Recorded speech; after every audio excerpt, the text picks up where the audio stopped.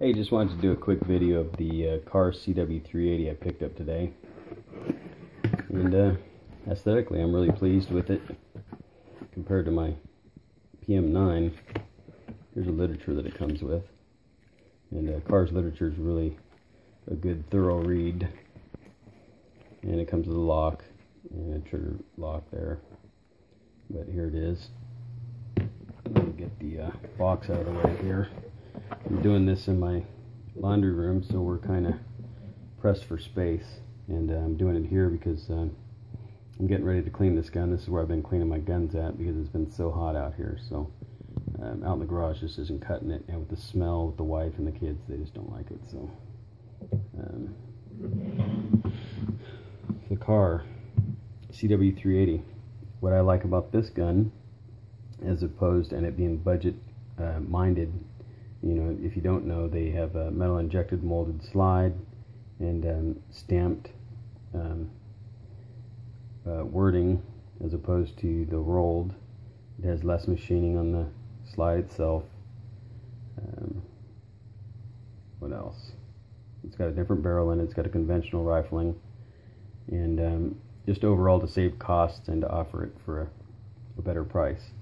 But with that being said, what I've liked that I've seen so far about this gun, and I've just barely handled it a little bit, is that right here, you'll see there's oil from the factory, but right here on this tab, it's flush across. And on my PM9, it's not. This sticks out, and that was an issue for me from day one. I had concerns about that, and whether it be a design flaw or designed on purpose, I don't know yet, but I've asked around several forums, and I've looked at many pictures of other ones, and they all seem to have that, even on the CM9s. So it may be a design flaw in the molding process of the frame. But overall, this gun, with that being said there, the texturing on the grip is a lot less aggressive than on my PM9, and the magazines, I bought 2 other magazines with it. All 3 drop freely, and what I'll do is I'll get out my PM9 and we'll compare just a few little differences. Oh, also, and on the slide, this one doesn't seem near as aggressive, and I don't know if it's because it's the injected molded metal or whatever, but the other one on my PM9 seems to be really aggressive when you mess with it while you're shooting. And I say that in all honesty. I've shot 400 rounds the first time I took my PM9 out, which is a fairly new gun to me as well, and it was really aggressive, and it was really affecting the webbing in my hand, and that may have been from just excuse me, from just shooting the 400 rounds. But let me get out the PM9. I was also going to mention the magazine in there. The magazine fits more flush as well, whereas the PM9 kind of sticks out, and you can tell by the texturing the PM9 is a lot more aggressive. But and also the magazine sometimes and sometimes doesn't want to drop freely. But what I've done, if you want to do to yours, is I've taken this little nub right here and sanded it down pretty decent, not too much, with like 320 grit. Same way with this side, same thing. Took the whole mag and just sanded it down with 600 to 1000 grit paper, and you can see the original finish here at the bottom. And see how goofy that looks? That's another thing I don't like. But I did both sides. I polished it up good. This one never used to drop free. Now it drops free. But it just doesn't look right in the gun. And with the extra mags that I bought, you'll see this mag here for the 380. And I got another 6-rounder. But watch how this one looks.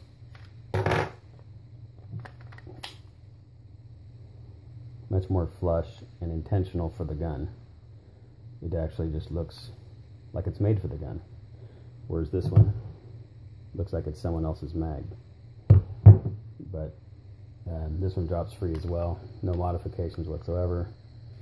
And this one really you can get a good grip on it, and the gun feels good in hand. I haven't shot it, but I got 2 mags with it. Another beautiful thing I found out is that with my LCP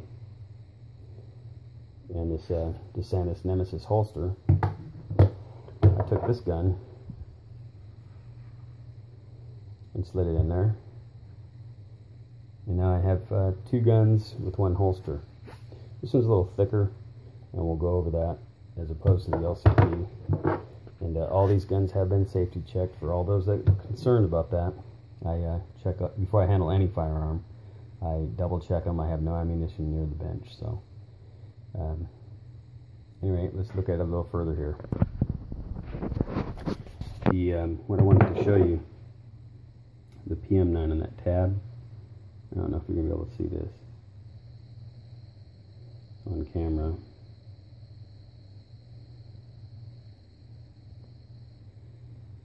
Bad lighting here, but that tab sticks out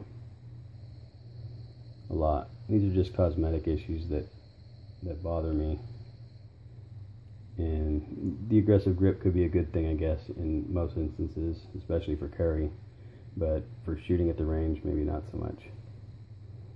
And this piece here again is really aggressive. It's sharp. It's 90 degree, true 90, where it looks like Kahr has paid attention to maybe a lot of people's gripes, and a lot of people have I guess contoured the edges here and didn't make them, you know, as sharp. And it seems like they almost did that on this gun.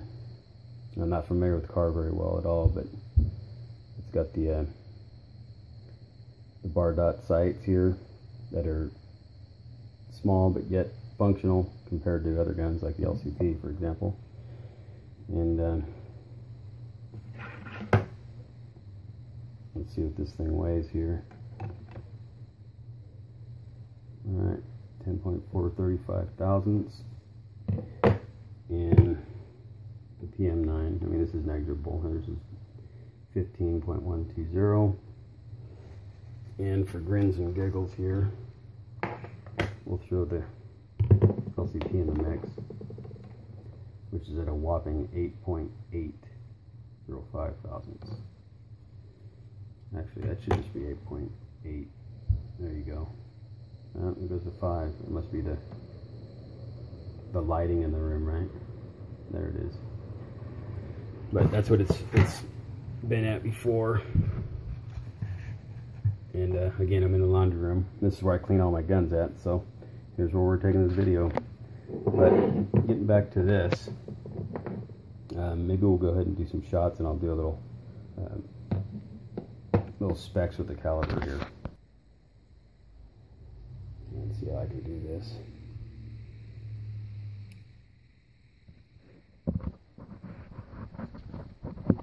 This camera, sorry about that, guys.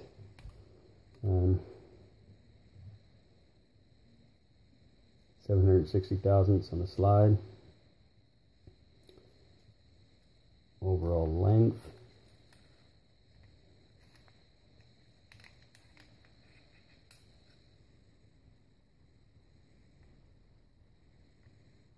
And you can get these specs online, of course, but just for the slide itself,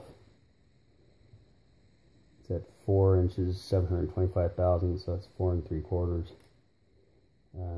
And that's not including the little dovetail there. But at any rate, I'm pretty impressed with this gun, cosmetically anyway. And the trigger is fairly nice for double action only. And in comparison, let's go ahead and do that. And I'll show you that what I found surprising is I have the older Ruger LCP. We'll go ahead and always make sure it's safe anyway, even if I've checked it. And we'll take a look at that trigger. And break. It's a little longer trigger, but and drop the mag. Okay.